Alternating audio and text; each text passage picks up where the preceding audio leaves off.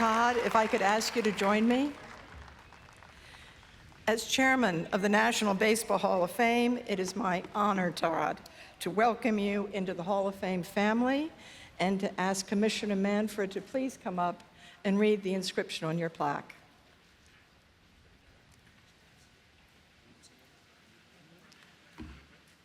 Todd Lynn Helton, Colorado, National League, 1997 through 2013. One of baseball's most efficient hitters who blended plate discipline with elite contact skills and brute strength during a 17-year career as the face of the Rockies franchise. Across 5 consecutive All-Star seasons from 2000 through 2004, led the majors in batting average, 349, extra base hits, 451, and total bases, 1,832. His 2000 campaign topped leaderboards with 59 doubles, 147 RBI, a 372 average, and a 1162 OPS, and was his first of back-to-back seasons with more than 400 total bases. Left-hander earned 4 Silver Slugger Awards and 3 Gold Gloves, leading NL first baseman in fielding percentage 6 times.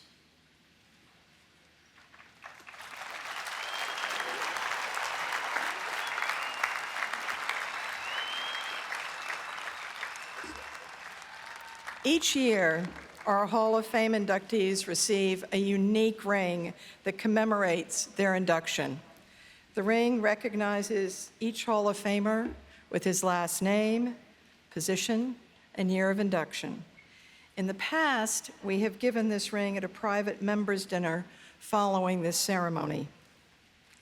But last year, we started what we think is a new and wonderful tradition to present it on stage in front of you as part of the induction ceremony itself. Todd?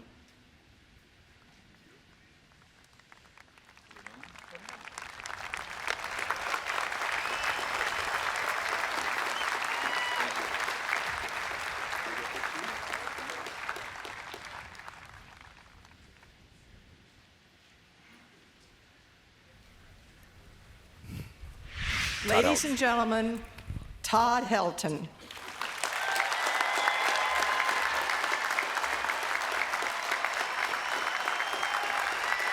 Thank you.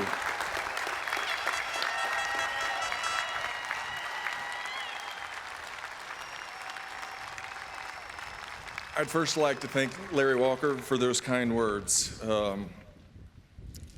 Thank you. I would like to start by thanking everyone with the National Baseball Hall of Fame, from Jane Forbes Clark to Josh Rowich to John and Whitney. You have been beyond gracious to me and my family. Those of you who know me know I'd be more comfortable doing anything other than standing up here talking about myself. I'm just a ball player, and anyone in the media can attest to that fact. So, with that in mind, thank you to the media for making the most of what little I gave you. Thank you to the baseball writers who voted me in. To say I'm humbled by this honor does not begin to cover how I feel standing here today. I would first like to congratulate my fellow 2024 Hall of Fame inductees, Adrian and Joe. It's great to be sharing this podium with you. I admire the way you both played the game hard and every day.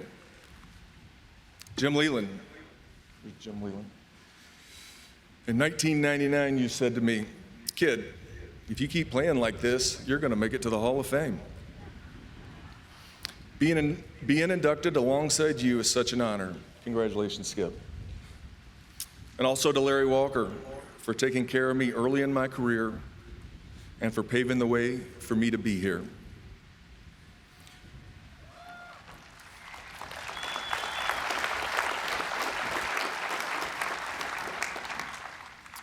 I owe this incredible honor to many. You don't get to play Major League Baseball or dream of getting into the Hall of Fame without people who support you, sacrifice for you, and push you to be the best version of yourself. First, to my wife, Christy. We did this together. This is our honor. You were there on day one when I got my first call from the Major League Baseball telling me I'd been drafted by the Colorado Rockies. And you were right there by my side when I got the last call telling me I'd been elected to the Hall of Fame. I'm so grateful you were there alongside me for all those years in between those two calls. To my daughters, Tierney Faith and Gentry Grace, the pure tenderness of your heart in each of you blows me away at every turn. I've actually seen and learned so much about myself in raising you as your dad. You both mean the world to me. Mom, thank you for all the time you put into helping me get here. Now, as a parent, I have an appreciation for how much work it was for you. I now see how much you sacrificed for me to live out my dream.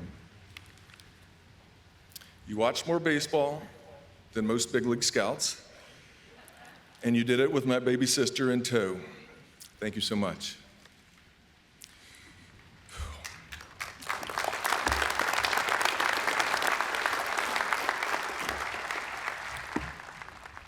My dad passed in 2015.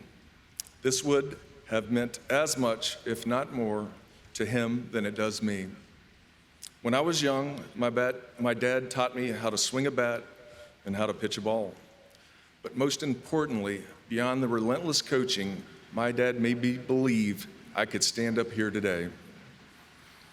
My dad had a brief history in the minor leagues with the Minnesota Twins.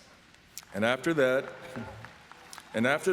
he poured his passion for baseball into me. I will never forget being in the backyard, pretending I was Jim Cott, the first baseball player I ever knew of. Now, my family, we purchased a VCR for the sole purpose of me watching this 15-minute video of Rod Carew on the baseball bunch. He was talking about hitting the ball the other way. It was literally the only video we owned, and I must have watched it a million times. Before I go any further, I'd like to recognize those who have sacrificed and fought for our freedoms. They are my heroes.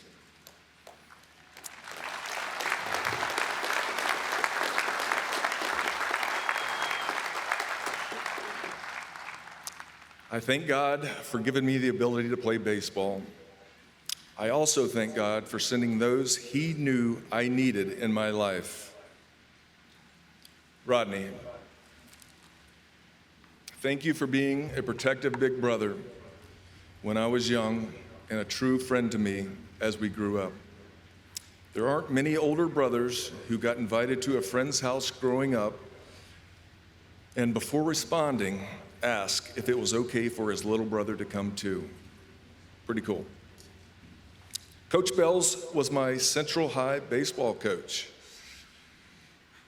Thank you, Coach, for teaching me how to conduct myself at a young age. I carried the lessons you taught me throughout my career.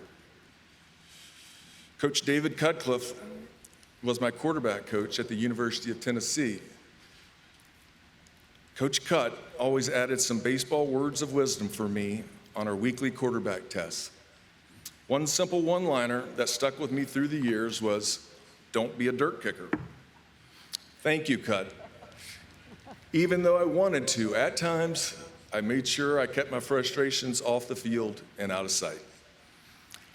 I will say, being the quarterback sandwiched between Heath Schuler and Peyton made my decision to pursue baseball easier. And I knew I wasn't big-time quarterback material when I was called into the game in the Rose Bowl against UCLA. Before running onto the field, I first had to ditch the half-eaten ham sandwich and a bag of M&Ms out of my helmet. It's a pretty good sign. So I do not get recognized in Knoxville like I do in Denver. But every so often, I'll get, "Are you Todd Helton? Weren't you a quarterback for the Vols?" I'm like, I just want to throw up my hands and say, yes, but I've played a little baseball since then. Coach Bill Mosiello was my hitting coach at UT when I played there. We have been friends for 32 years. I can honestly say that Coach Mo was the best hitting coach I had next to my dad. I'd also like to recognize the best head college coach today, Coach Tony Vitello and the national champion Tennessee Volunteers.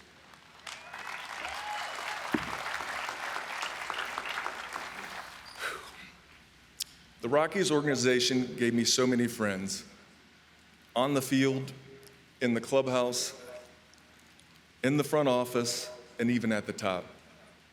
Jerry McMorris was a mentor to me off the field. He poured into my family's life beyond baseball. And Dick Monfort. I guess you and I have broken an unwritten rule. Owners and players aren't supposed to be friends off the field. Dick, thank you for your friendship. You have been beyond gracious to me and my girls. Clint Hurdle.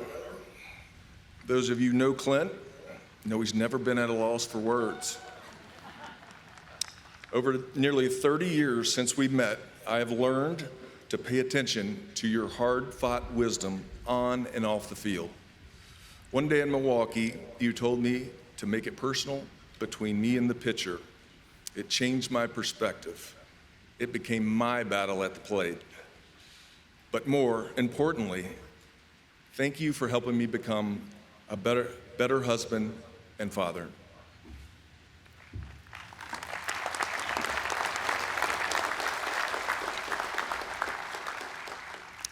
Keith Doogie, my longtime trainer and friend. People who know me know it takes me a while to trust people, but I've known you for 30 years, and I've trusted you for 29 and a half of those years. And of course, I had 411 teammates on the Rockies, and each of you had a part of me being here today. If you were invited by my wife or I to be here with us today, you have played a role in me standing here today. Thank you for being part of this journey with us. It has been a wild ride. Now, some people have told me that my superstitions early in my career were a bit excessive. Same food, same route to field, same routine. It made sense to no one but me. I remember getting a speeding ticket on the way to the field one day in Colorado Springs. I got 3 hits that day. So, I took the same route, went the same speed, and the next day, the same officer gave me another ticket. I didn't care. I got 3 hits that day as well. I asked the officer to meet me the 3rd day, and he indulged me. Ben Scully pointed out another superstitious moment during a game at Dodger Stadium, and I swear this is the only time it happened. I started that game with a full beard, but after every at-bat that I didn't get a hit, I went back to the locker room and shaved just a little bit. Well, after 4 at-bats, I was down to a mustache, but I got a hit in my last at-bat, so to me, it was all worth it. Looking back on my career, I was really was fortunate to have a solid and stable home base, personally and professionally. Christy and my girls were in my corner at home, and for 17 years, Denver, Colorado, and the Rockies were a perfect fit for me. The people, the lifestyle, the natural beauty of the state, I was happy to call it home. We still have a ranch in Colorado that my girls call their redneck Disneyland. Thank you, Dave McCants. To all the incredible Rockies fans, thank you for my 17 years. I know you spent your hard-earned money to come to the ballpark to cheer me on. I did my best to give it all every day. Competing on the baseball field was where I felt like I belonged. It was my church, a place where I felt most comfortable. I liked putting in the long hours and doing the extra work. The early Saturday mornings with Milo throwing to me in the cage, that's the kind of stuff I miss about baseball. Working hard to compete and the relentless drive to win. But when you live to compete and baseball has become your life and you have loved it, it is difficult to know when to retire. But this was a daggum pretty good sign. One day I was waiting on my 3-year-old daughter, Gentry, to put on her shoes. She was making these grunting noises when she bent over to put on her shoes. Worried, but not wanting to embarrass Gentry, I asked my wife what was wrong. And she smiled and whispered, "She's trying to be like you putting on your shoes." There's a saying in baseball, you're either humbled or you're about to be humbled. At 40 years old, in the shadows of Coors Field, I watched a 102-mile-per-hour fastball from Aroldis Chapman coming at my head. After bailing out, bat up, helmet flying, I got up, and the ump asked if it hit me. I said, "Nope, but I'm going to first anyway." He replied, "I don't blame you." And I ran down to first. The rewards that have come to me from baseball are beyond the wildest dreams of a young rookie coming out of the University of Tennessee. I know I'm a lucky man. All I can say is thank you to everyone whose support helped me get here, and thank you for this tremendous honor.